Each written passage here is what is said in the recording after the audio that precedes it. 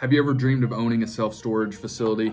Thought it was impossible because there's just way too much money, too much capital to start. Well, think again. Today, we're gonna show you how to start a self-storage business in 3 steps with no money out of pocket. Yep, you heard me right. Three steps, no money out of pocket. Step 1 is to find an existing storage facility.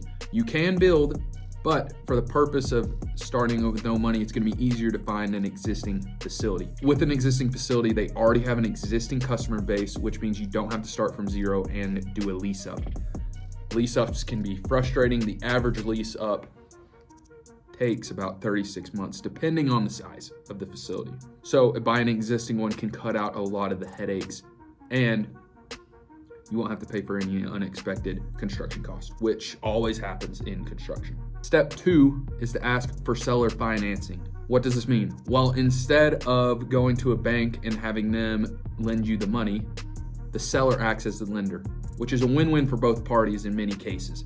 With seller financing, you can get super creative on a down payment, whatever that may be. Sellers are often open to seller financing to avoid capital gains tax, and it guarantees them a consistent paycheck. So if this is their baby, this self-storage facility's been in the family for years, they want to sell it, but they want to have that income rolling in, seller financing is a great option.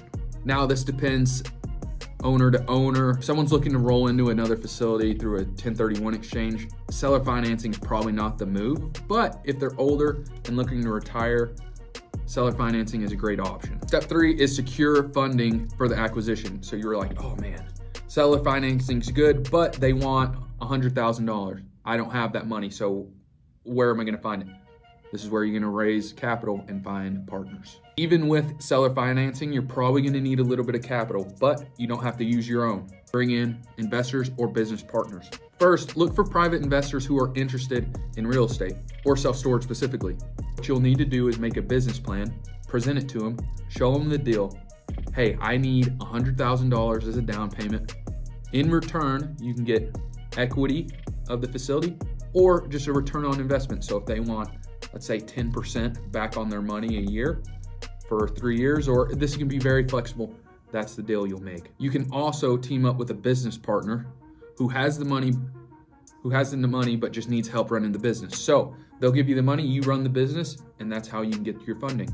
If you're looking for more options, you can always consider crowdfunding through Kickstarter or GoFundMe, and in exchange for their money, give them a little piece of equity of the business. Another option is with a business partner, get an SBA loan through the government, which is a low interest loan that has a long repayment term, and they'll pay that down payment and then you'll help run the business. You can also look for local incentives through the government or state programs. They might be looking to grow the area, and self-storage is a good business for that and bring in more money. So there you have it, a simple 3-step plan to start your very own self-storage business without any money out of pocket. What are the 3 steps? First, find an existing facility. 2, ask for seller financing. And 3, secure that little bit of funding you're gonna need that doesn't have to be your own through investors or crowdsource.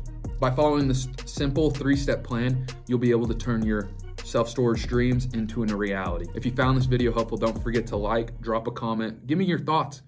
Do you think this is possible? And subscribe for more business tips and real estate tips. Good luck starting your self-storage business. I've done it and I know you can too.